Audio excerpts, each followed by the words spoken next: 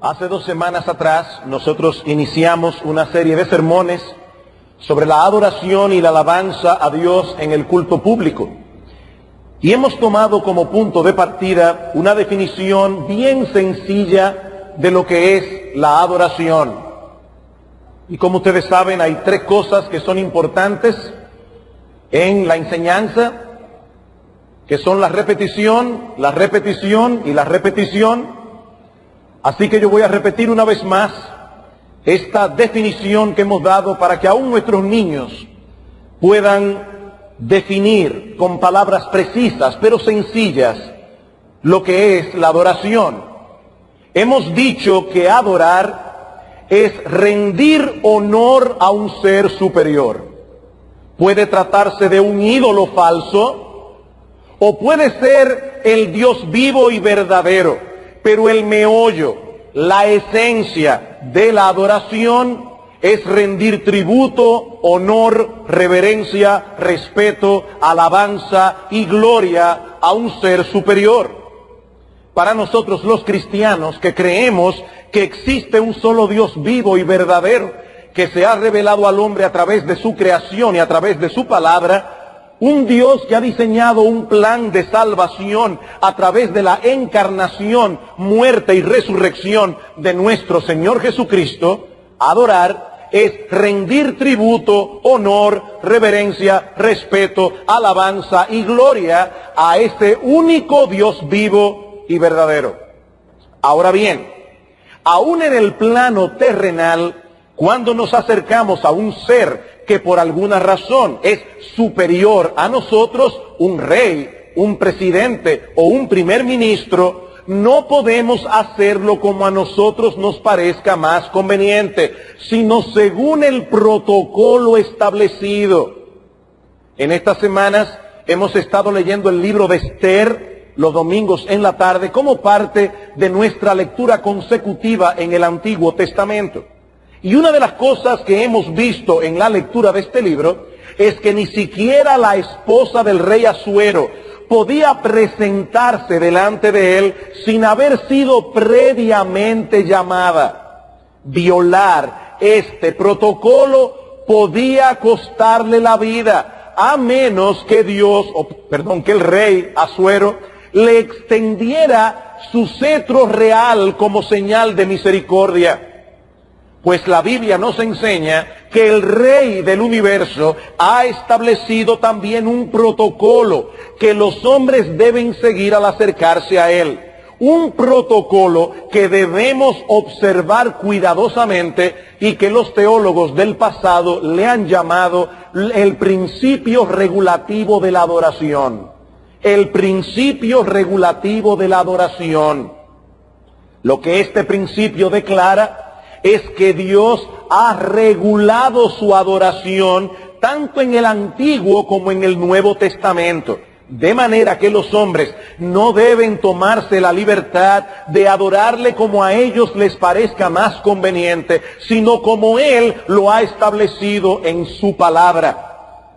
Así que este principio, el principio regulativo de la adoración, descansa en estas 3 premisas. Digamos que este es un trípode de 3 patas en el cual se sostiene el principio regulativo de la adoración. En primer lugar, que Dios, no el hombre, ha de ser el centro de nuestra adoración.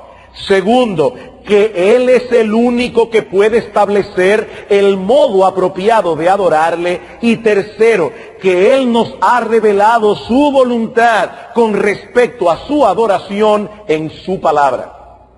Ahora, hermano, yo estoy seguro que la mayoría de los creyentes que se encuentran hoy congregados en este lugar están totalmente de acuerdo con estas 3 premisas. Dios ha de ser el centro de nuestra adoración. Él es el único que puede establecer el modo apropiado de adorarle y Él nos ha revelado su voluntad respecto a su adoración en su palabra, la Biblia.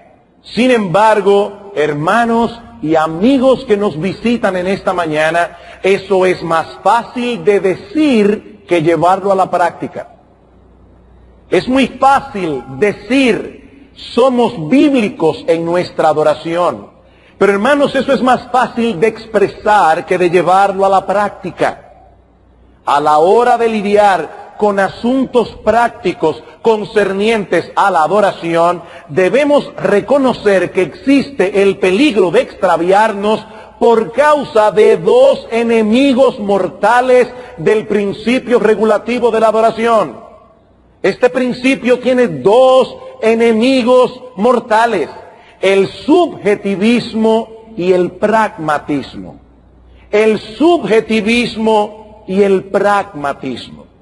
El subjetivismo consiste en tomar al hombre y sus experiencias como la base del conocimiento humano.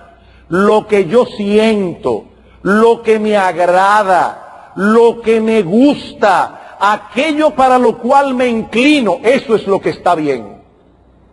El sujeto es la base del conocimiento. En el subjetivismo no existe autoridad alguna fuera de nosotros mismos, ni siquiera la voluntad de Dios expresada en su palabra. Y hermanos, debemos decir con tristeza que el subjetivismo está teniendo una influencia cada vez mayor en la iglesia contemporánea, sobre todo en lo que respecta a la alabanza a Dios en el culto público.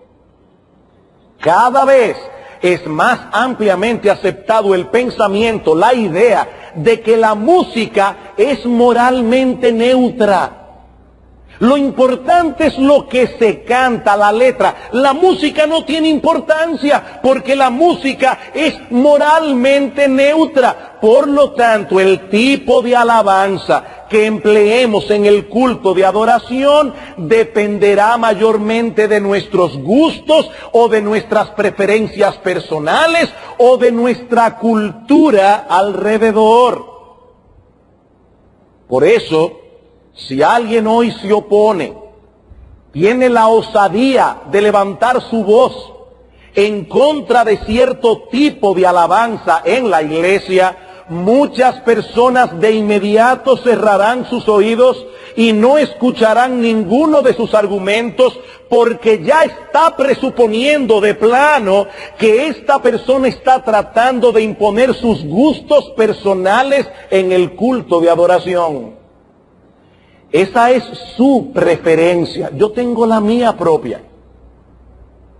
Y ciertamente, hermanos, es posible que una persona sea movida subjetivamente a oponerse a ciertas cosas simplemente porque no van de acuerdo con sus gustos o preferencias personales. Eso es posible. Pero hermanos, así como debemos cuidarnos de que nosotros no seamos subjetivos, también debemos cuidarnos de acusar a otros falsamente de subjetividad.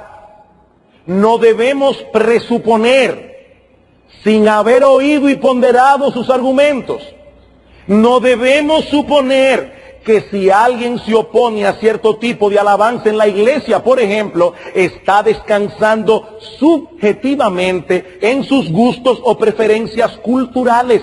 Puede ser que esa persona tenga alguna razón, pero si partimos de la premisa de que está tratando de meternos en una camisa de fuerza e imponernos sus gustos, nosotros ya ni vamos a ponderar sus argumentos.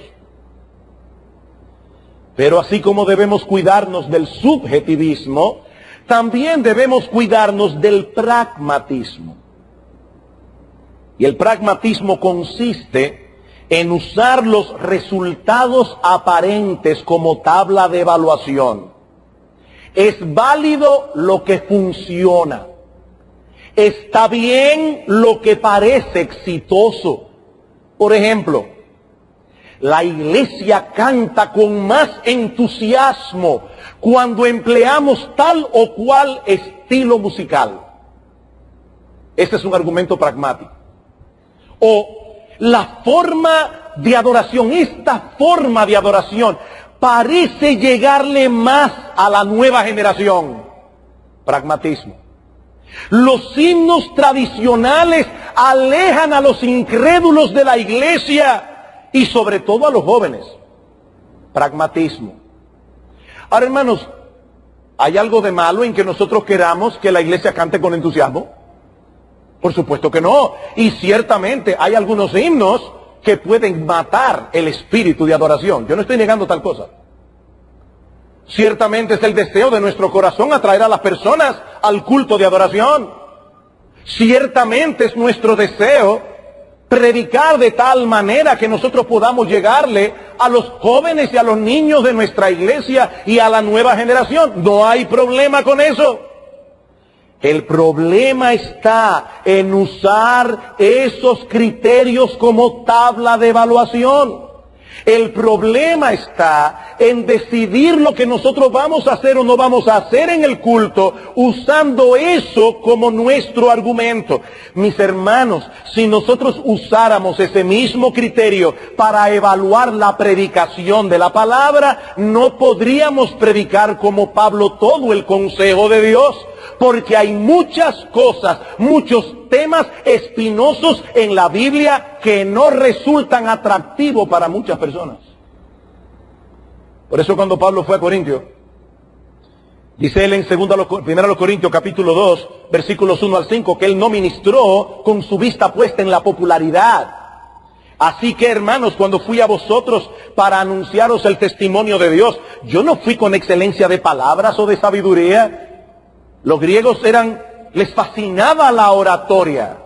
Y dice Pablo, yo no fui a Corintio a hacer un despliegue de oratoria para decir palabras rimbombantes que nadie iba a entender. Y no porque no tuviera la capacidad. Pablo era un hombre bien instruido. Pero Pablo no usaba la predicación como un instrumento para llamar la atención sobre sí mismo o su capacidad de oratoria. Sigue diciendo él, pues me propuse no saber entre vosotros cosa alguna, sino a Jesucristo y a este crucificado. Y estuve entre vosotros con debilidad y mucho temor y temblor, y ni mi palabra ni mi predicación fue con palabras persuasivas de humana sabiduría. Voy a usar 2 o 3 historias tristes para mover el corazón de la gente y luego decirle que levante su mano y que venga al frente para que haga una decisión por Cristo. ¡No!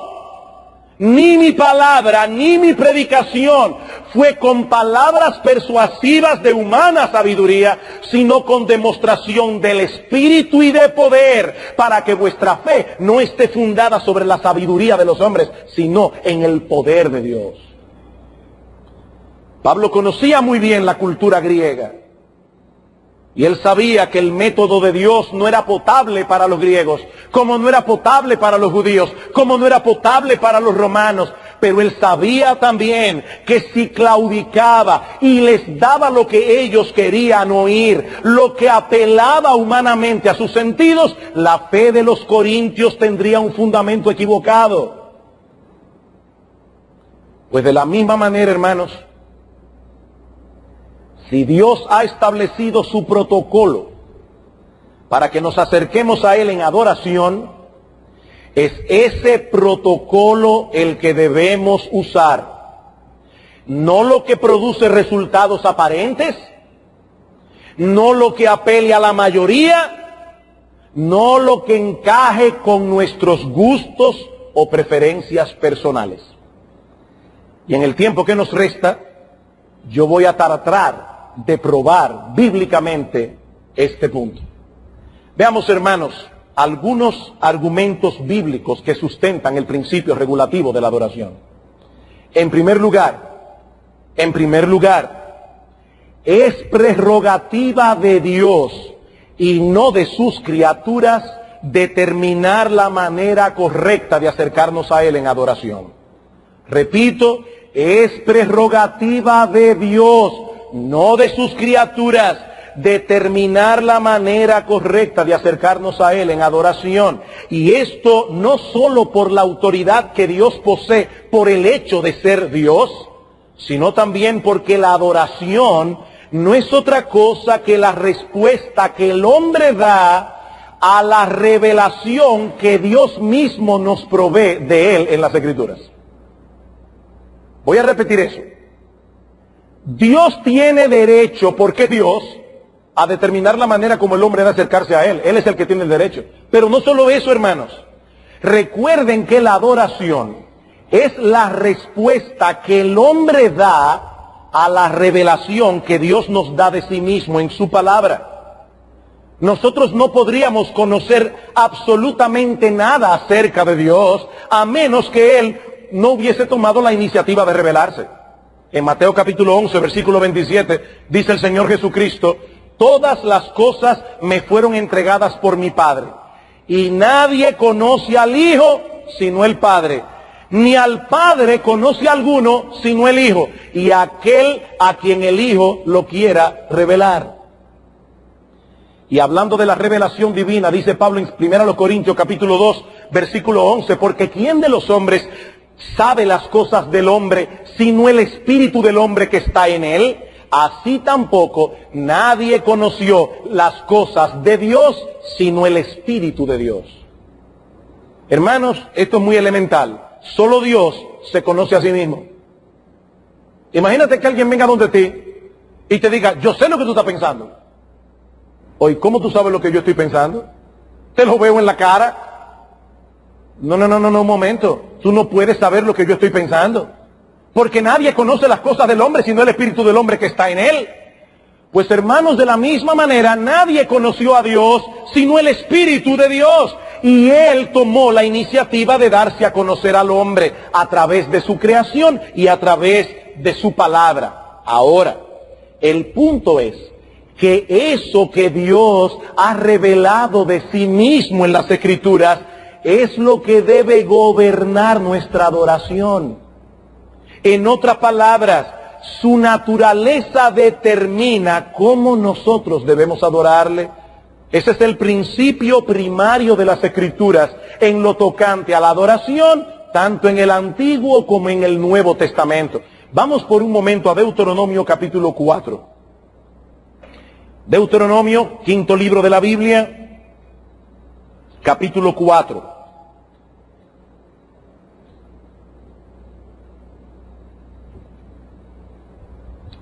Vamos a leer los versículos 15 al 19. Deuteronomio capítulo 4, versículos 15 al 19. Guardad pues mucho vuestras almas, pues ninguna figura visteis el día que Jehová habló con vosotros de en medio del fuego, cuando Dios descendió al monte Sinaí para darle la ley al pueblo a través de Moisés. Ninguna figura visteis, para que no os corrompáis y hagáis para vosotros escultura, imagen de figura alguna, efigie de varón o hembra, figura de animal alguno que está en la tierra, figura de ave alguna alada que vuele por el aire, figura de ningún animal que se arrastre sobre la tierra, figura de pez alguno que haya en el agua debajo de la tierra. No sea que alces tus ojos al cielo y viendo el sol y la luna y las estrellas y todo el ejército del cielo, seas impulsado y te inclines a ellos y les sirvas, porque Jehová tu Dios los ha concedido a todos los pueblos debajo de todos los cielos. La razón que se le da al pueblo de Israel para prohibir el uso de imágenes en la adoración a Dios es el hecho de que ellos no vieron ninguna imagen. Ellos no vieron ninguna figura de Dios cuando Él vino al monte Sinaí para darles la ley. Si ellos trataban de representar a Dios a través de una figura física, yo recuerdo cuando estaba pequeño, en la casa de mis abuelos, había una imagen del ojo que todo lo ve. Era un triángulo con un ojo para simbolizar la Trinidad y la omnisciencia de Dios. A mí me daba pavor ese cuadro. Pero hermanos, ninguna figura puede representar adecuadamente a Dios. Si nosotros tratamos de representar a Dios a través de alguna figura física, de seguro lo vamos a representar erróneamente. ¿Por qué? Porque Dios es espíritu. Ese es el argumento que usaría nuestro Señor Jesucristo, porque la Biblia es una sola. Ese es el mismo argumento que usaría nuestro Señor Jesucristo cientos de años más tarde al tratar el tema de la adoración con la mujer samaritana. Eso lo vimos el domingo pasado. Dios es espíritu y los que le adoran en espíritu y en verdad es necesario que adoren. Y hermanos, sea lo que sea, adorar a Dios en espíritu y en verdad, una cosa es clara, es la naturaleza de Dios. lo que determina el modo como nosotros debemos adorarle. Pero como solo Dios se conoce a sí mismo, Él es el único que puede determinar cuál es el tipo de adoración que mejor representa quién Él es. Hermanos, ¿por qué nosotros usamos el púlpito y este método para predicar la palabra de Dios? ¿No sería tal vez más adecuado hacerlo en una manera más moderna? Tal vez que el predicador se mueva por entre las personas y comience a preguntarle, ¿y tú qué piensas acerca de esto? Dime, ¿cuál es tu opinión? ¿No sería mejor así? O tal vez para hacerlo más entretenido, y no estoy siendo irreverente, hermanos, estoy dando un ejemplo de algo que pasa hoy en algunas iglesias. ¿Por qué en vez de predicar la palabra de Dios no traemos un mensaje a ritmo de rap? Eso seguramente atraería mucho la atención. ¿Por qué este formato? Porque ese es el formato establecido por Dios en su palabra. ¿Sabe por qué? Porque nosotros somos embajadores del Rey del Cielo. Y hemos venido como embajadores del Rey del Cielo a traer un mensaje a los hombres de su parte. ¿Ustedes se imaginan que en la próxima toma de posesión el presidente de la República venga y dé su discurso en tono de rap? Y yo les prometo que de ahora en adelante todo cambiará. ¿Ustedes se imaginan eso? Eso rebajaría completamente la dignidad de la toma de posesión. Pues mis amados hermanos, la razón por la que Dios determinó que fuera la predicación que se usara en su iglesia es teológica, no es cultural. Es teológica. Yo estoy aquí en esta mañana como un heraldo del Dios del cielo, comisionado por Él para decirle a los hombres el mensaje de su palabra. Este es el mejor formato, el más adecuado para poder representar adecuadamente a Dios. Ligon Duncan tiene un comentario sumamente pertinente acerca de esto. Dice él, si adoras a Dios a través del uso de imágenes, eso cambiará tu visión de Dios. ¿Sabes por qué? Escuchen esto, sigo citando a Ligon Duncan. Porque la forma impacta el contenido. Los medios de la adoración influencian a los adoradores en su comprensión de Dios. Los medios de la adoración, en palabras más sencillas, lo que este hombre está diciendo, hermanos, y esto es crucial, lo que este hombre está diciendo es que así como la naturaleza de Dios determina la forma como debemos adorarle, la forma como lo adoramos afecta nuestro entendimiento de quién es Dios. ¿Quién es Él? Determina la adoración. Y la forma como lo adoramos dice algo de lo que nosotros pensamos que Él es. Una adoración superficial y ligera solo puede ser el producto de ideas superficiales y ligeras acerca de Dios. Y esta ligereza en la adoración contribuirá a que otras personas tengan opiniones ligeras acerca de Él. La forma impacta el contenido. Eso es algo que mucha gente parece no entender en el día de hoy. No importa la forma, lo importante es lo que tú dices. No, también cómo lo dices. También cómo lo dices. Nosotros pudiéramos adorar a Dios en nuestra iglesia a ritmo de merengue.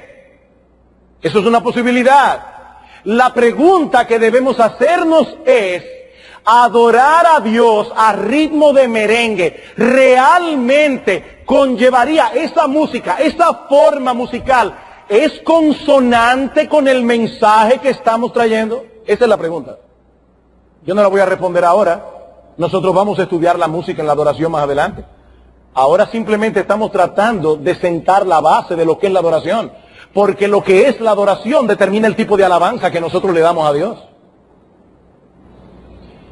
Más adelante Ligon Duncan dice, consecuentemente, el cómo de la adoración es vital para nuestro crecimiento en gracia y el conocimiento del único Dios verdadero, porque contribuye a una comprensión del único Dios verdadero.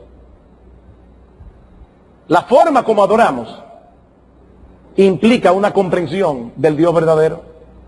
Por lo tanto, la forma como adoramos va a determinar si esta es una iglesia que va a crecer en gracia o si va a ser una iglesia enana con el paso del tiempo. Porque ninguna iglesia es más grande que su visión de Dios. Y si nuestra adoración rebaja la majestad, la gloria del Dios excelso y del Dios altísimo, hermanos, eso provocará enanez en nuestro corazón. Eso nos afectará como adoradores. De ahí la importancia que Dios le da, no solo al hecho de que le adoremos únicamente a Él, sino que le adoremos tal como Él lo ha prescrito en su palabra. Éxodo capítulo 20. Éxodo capítulo 20.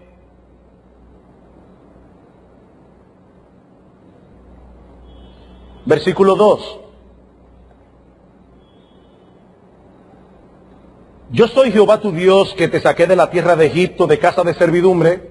No tendrás dioses ajenos delante de mí. Eso está claro.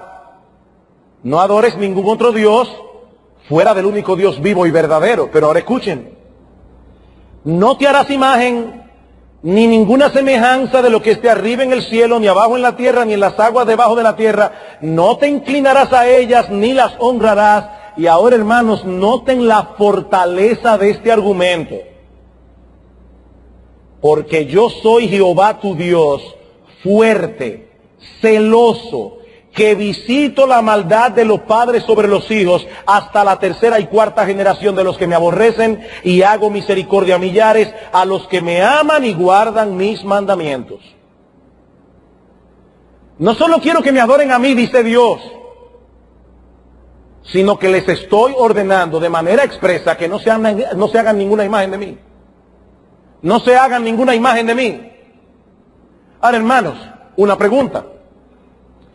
Si no podemos hacernos ninguna imagen de Dios, ¿cuál es entonces la idea que debemos tener de Él cuando nos acercamos a adorarle? Respuesta evidente, lo que Él ha revelado de sí mismo en su palabra.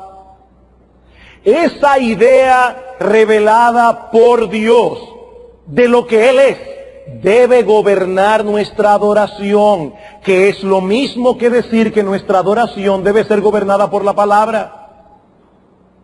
Por eso el domingo pasado dijimos que adorar en verdad, recuerden que Cristo dice en espíritu y en verdad, y decíamos que adorar en verdad no solo implica adorar como Dios lo ha mandado en su palabra, sino también que nuestra adoración debe girar en torno a la verdad revelada. Hermanos, ¿qué es lo que Dios ha ordenado claramente que su iglesia haga en el culto de adoración en el día del Señor? Cantar, orar, leer la palabra, predicar la palabra, ofrendar y celebrar los sacramentos, el bautismo y la Santa Cena. Ya no podemos inventar más nada de ahí. Hermanos, esos son los 6 elementos establecidos por Dios para el culto de adoración. ¿Y por qué no hacemos danza sagrada? ¿Por qué eso no está en la Biblia? ¿Por qué eso no está en la Biblia? Dios dice cantar, orar, predicar, leer, ofrendar, y la palabra visible a través del bautismo y la Santa Cena. Pero como dice Terry Johnson, y citábamos en el domingo pasado, todo eso gira en torno a la palabra, hermanos. ¿Qué debemos hacer en el culto público? Leer la palabra, predicar la palabra, cantar la palabra, orar la palabra y administrar la palabra visible. La palabra, la palabra, la palabra. Cuando nos apartamos de su palabra, estamos adorando a un Dios de nuestra propia imaginación y por lo tanto estamos violando el primero y el segundo mandamiento de su ley moral. Su naturaleza determina nuestra adoración y nuestra adoración dice algo del Dios al cual adoramos. Noten cómo Pablo aplica este principio en el Nuevo Testamento en 1 Corintios capítulo 40. 1 Corintios capítulo 40. Capítulo 14. Es que es 14:40. Ya le añadí, ahí sí le añadí unos 24 capítulos a la carta. 1 Corintios capítulo 14. Pablo está discutiendo aquí el tema de los dones extraordinarios y dice en el versículo 33, dice antes de ese pasaje, para tomar el contexto, que deben predicar, profetizar 2 o a lo más 3 y por turno, y dice, los espíritus de los profetas están sujetos a los profetas, que nadie salga por ahí diciendo, no, yo tengo una revelación y no la puedo callar. No, mi hermano, es en orden, es por turno. Y Pablo da la razón ahora. Pues Dios no es Dios de confusión, sino de paz. Versículo 39. Así que, hermanos, procurad profetizar y no impidáis el hablar en lenguas, pero hágase todo decentemente y con orden. Hermanos, este no es el lugar para hacer un estudio profundo de los dones extraordinarios y de su permanencia o no permanencia en la iglesia hoy. Ese no es mi tema. Pero hay algo que está muy claro en este pasaje. Y es que las directrices que Pablo da para que se haga un uso de los dones en la iglesia de una manera organizada, de una manera ordenada, esas directrices están enraizadas en la naturaleza de Dios.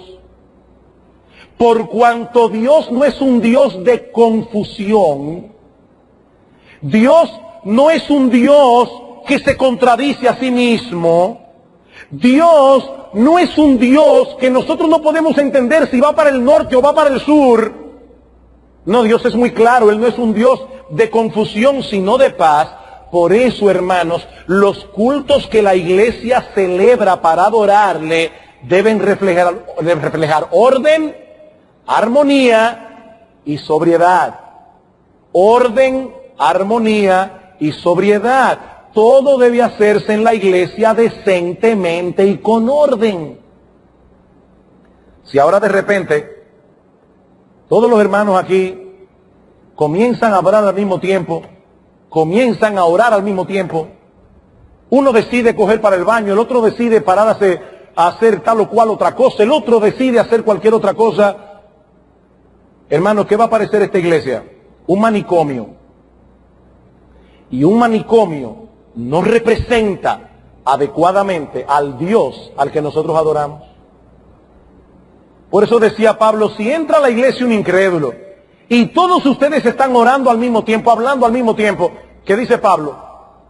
¿Va a pensar que ustedes están locos? Eso lo dice Pablo, no lo digo yo. ¿Va a pensar que ustedes están locos? Hermanos, ese tipo de culto no representa a Dios.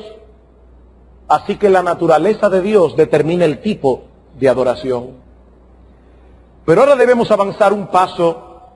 Ya los otros argumentos van a ser más breves.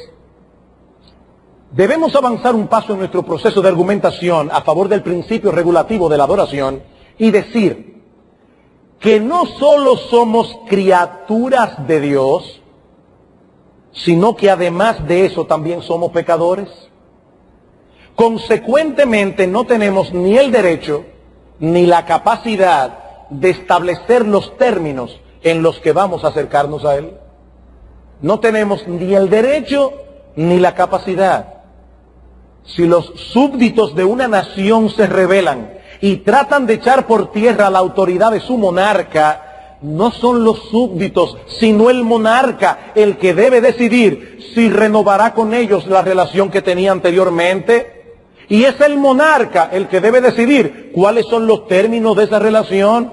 Cuánto más, hermanos, cuando se trata de una rebelión contra el Rey soberano del universo. El hombre no puede determinar por sí mismo cómo acercarse a Dios y adorarle. Dios no nos ha concedido ese derecho. Una vez esa senda de acceso a Dios quedó cerrada por causa del pecado, Solo Dios podía abrirla de nuevo. Y solo Dios podía determinar las condiciones y la manera como el hombre pudiera acercarse otra vez a Él. Pero hermanos, no solo no tenemos ese derecho, sino que tampoco tenemos esa capacidad. No tenemos esa capacidad. El texto que leyó el pastor Marcos Peña esta mañana en la lectura consecutiva de Efesios nos dice cuál es la condición del hombre en su pecado. Teniendo el entendimiento entenebrecido, ajenos de la vida de Dios por la ignorancia que en ellos hay, por la dureza de su corazón. Hermanos, amigos, nuestro entendimiento quedó severamente dañado por causa del pecado. Y ese entendimiento dañado del hombre es una fábrica de idolatría. Eso es básicamente lo que dice Pablo en Romanos capítulo 1, versículo 18 en adelante. La ira de Dios se revela desde el cielo contra toda impiedad e injusticia de los hombres que por su injusticia detienen la verdad, frenan la verdad. Así comienza el asunto, frenando con injusticia la verdad. Pero ¿saben qué sucede? Que el hombre es un ser esencialmente religioso. ¿Saben por qué? Porque Dios nos hizo para su gloria.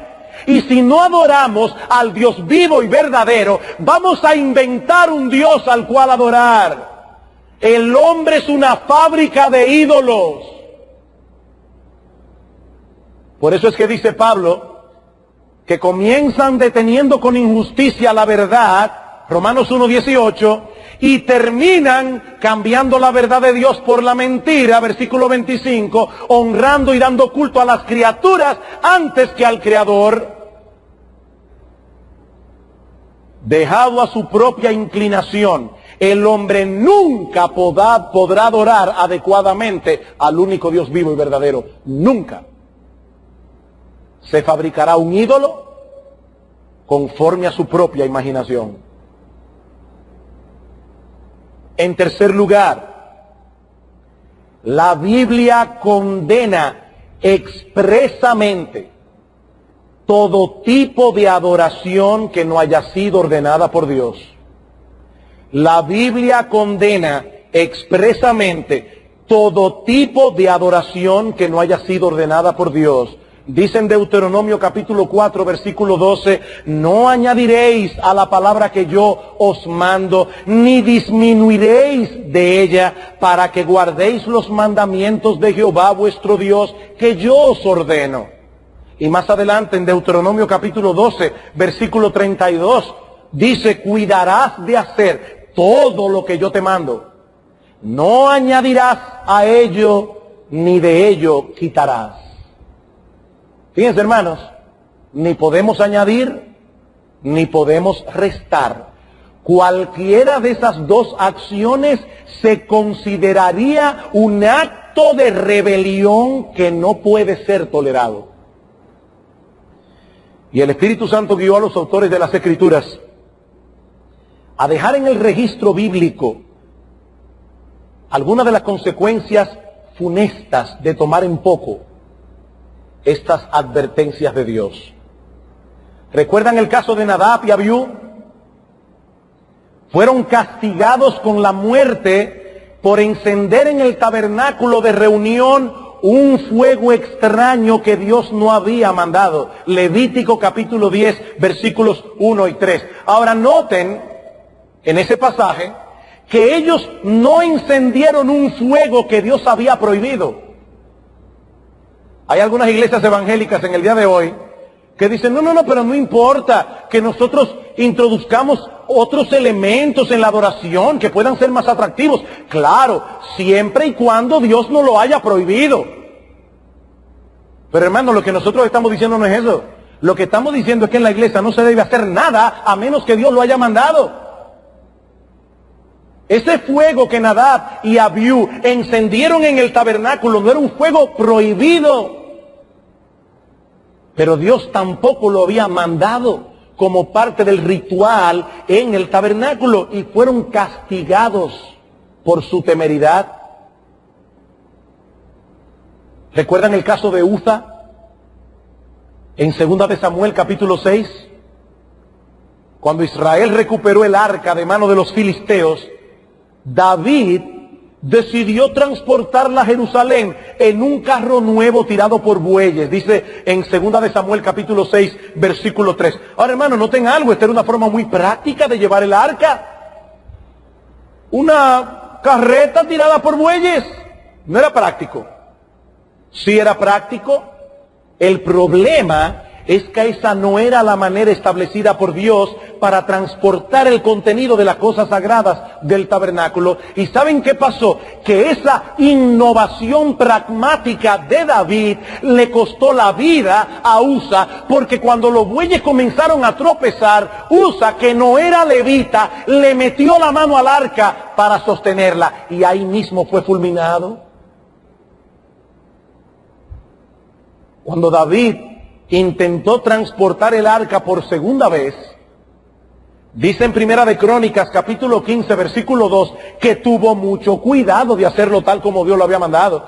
Dice en el texto, entonces dijo David, el arca de Dios no debe ser llevada sino por los levitas, porque a ellos ha elegido Dios para que lleven el arca de Jehová y les sirvan perpetuamente.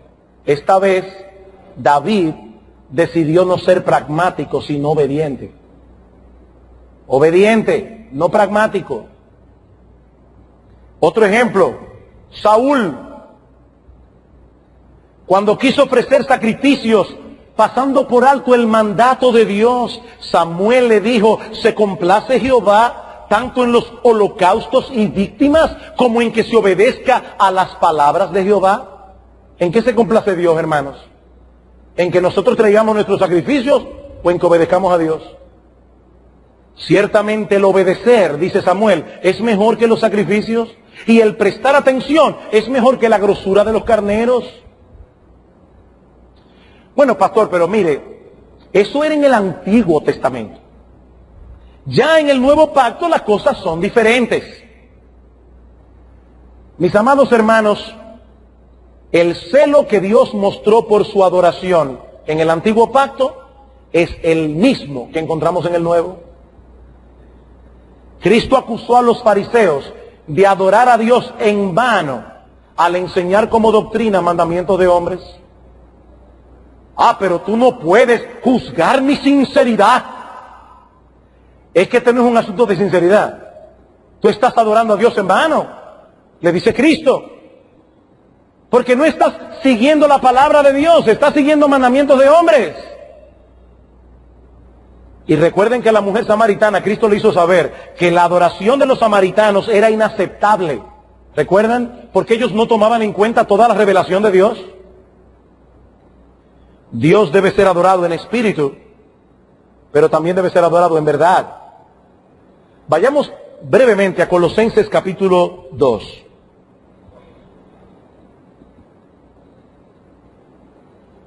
Colosenses capítulo 2.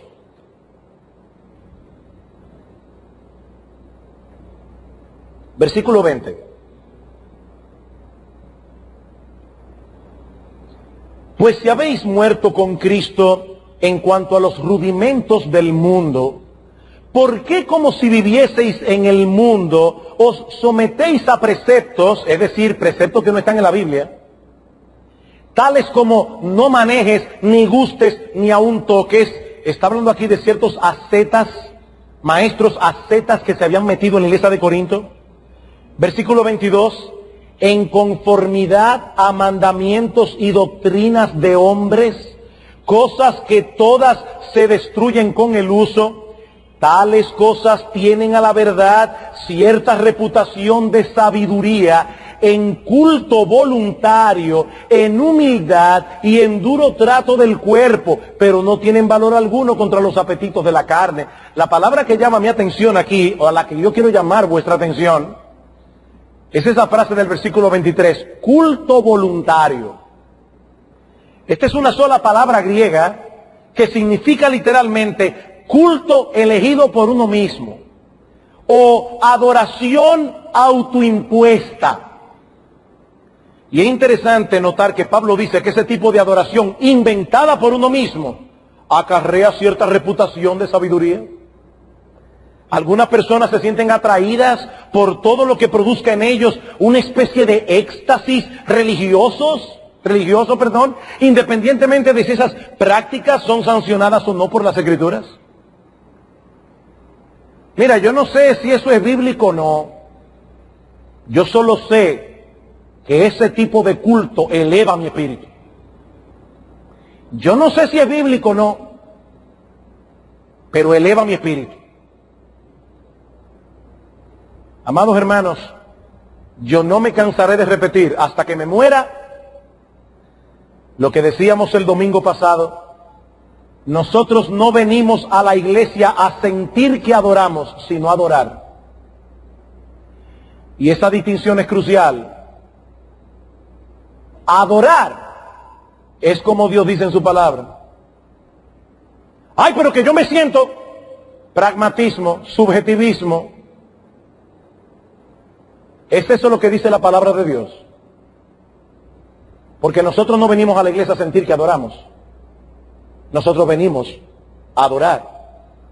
Y la única adoración que es aceptable en la presencia de Dios es aquella que Él ha establecido en su palabra, ya sea por precepto o por ejemplo. En cuarto lugar, la iglesia es la casa de Dios, no la nuestra. Y por lo tanto allí debemos conducirnos como el dueño ha dispuesto, no como a nosotros nos parece o como nosotros deseamos.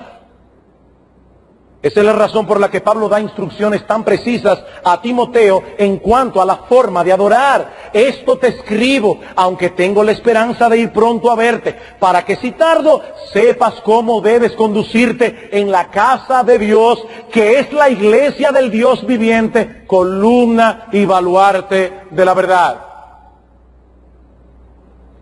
Si hay alguna feminista aquí, por favor no se moleste por lo que voy a decir ahora, o por lo menos no se moleste conmigo, moléstese con el Señor. Unas páginas, unos versículos antes de Pablo decir la iglesia es la iglesia del Dios viviente, la casa de Dios, columna y baluarte de la verdad, Pablo dice, la mujer aprende en silencio con toda sujeción en la iglesia, porque no permito a la mujer enseñar ni ejercer dominio sobre el hombre, sino estar en silencio. Y resulta que en el día de hoy hay mujeres que son pastoras, hay mujeres que son predicadoras. Pues mire, pastor, y mucho que Dios use esas mujeres. Hay gente que se han convertido con la predicación de esas mujeres. Pragmatismo. La pregunta es, ¿qué dice Dios en su palabra? Y Dios dice en su palabra que una mujer no debe ser pastora, que una mujer no debe ser predicadora, y por lo tanto cualquiera que lo haga con la mejor intención de su corazón está violando la voluntad expresa de Dios revelada en su palabra.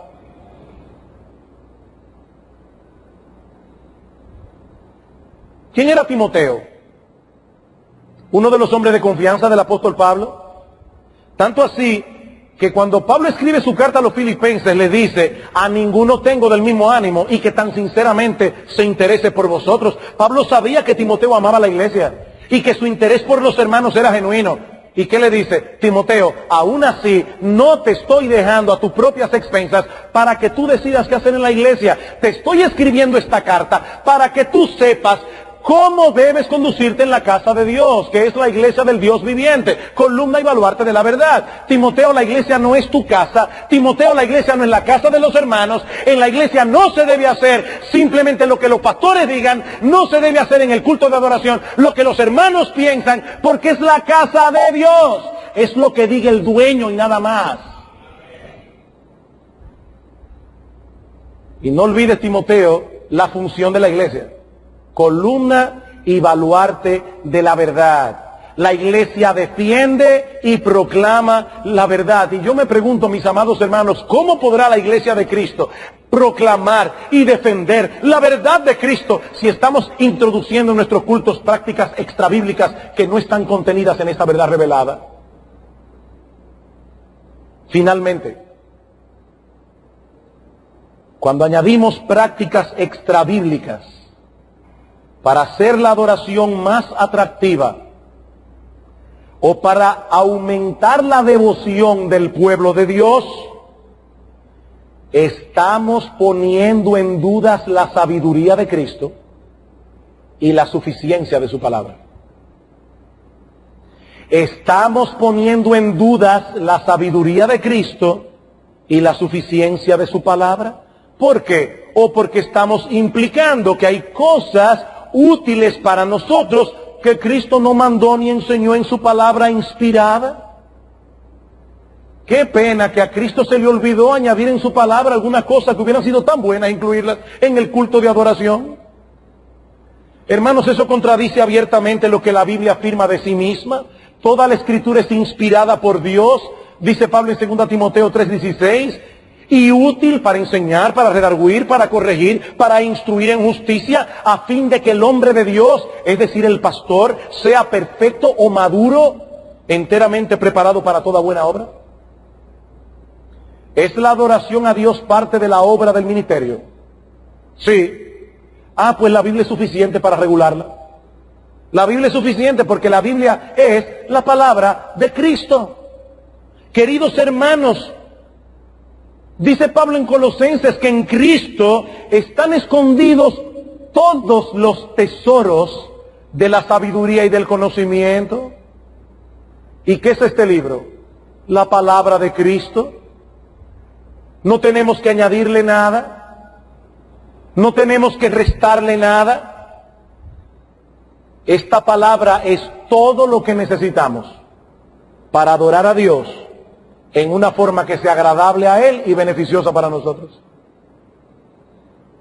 Por eso aprecio cómo los autores de nuestra confesión de fe lo expresaron en el capítulo 22, en el párrafo 1, cuando dicen: el modo aceptable de adorar al verdadero Dios está instituido por Él mismo y está de tal manera limitado por su propia voluntad revelada, que no se debe adorar a Dios conforme a las imaginaciones e invenciones de los hombres o las sugerencias de Satanás, ni bajo ninguna representación visible, ni en ningún otro modo no prescrito en las Santas Escrituras. Hace unos años me invitaron a hablar con alguien que estaba metido en un culto, de estos cultos que hay ahora. Eso fue hace muchos años atrás. Y él me contó algo que me dejó pasmado. Que en su iglesia, primero había una pastora, y que esa pastora profetizaba a través de danzas. Un movimiento significaba una cosa, otro movimiento significaba otra cosa. A veces ella llegaba, me lo contó él mismo, y decía: Dios me reveló que hoy pongamos toda la silla mirando para allá.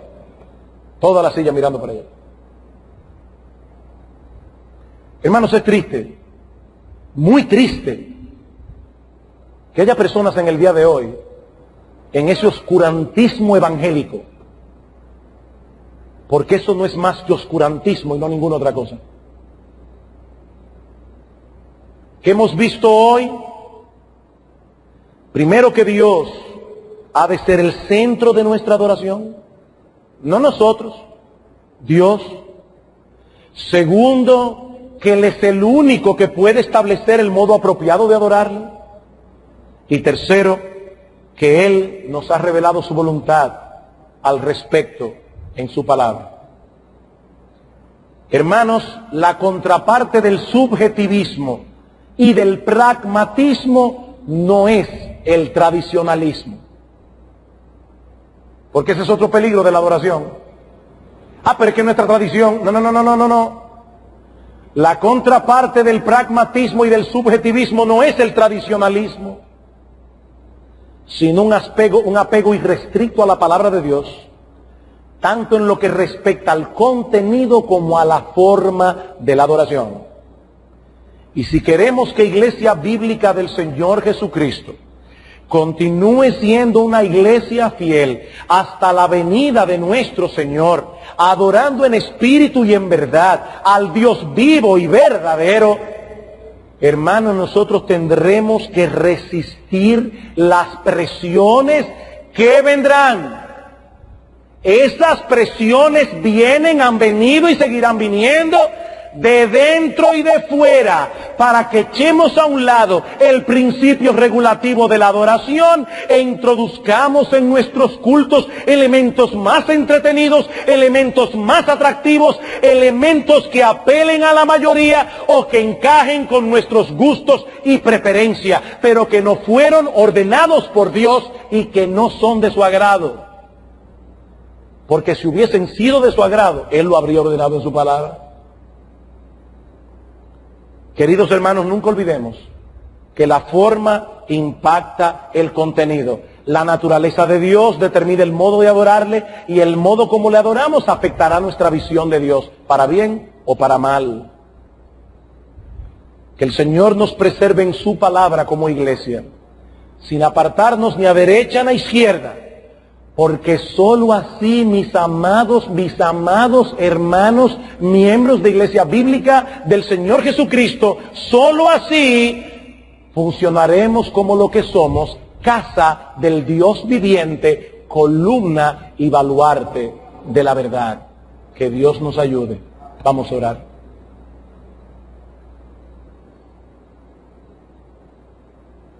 Padre,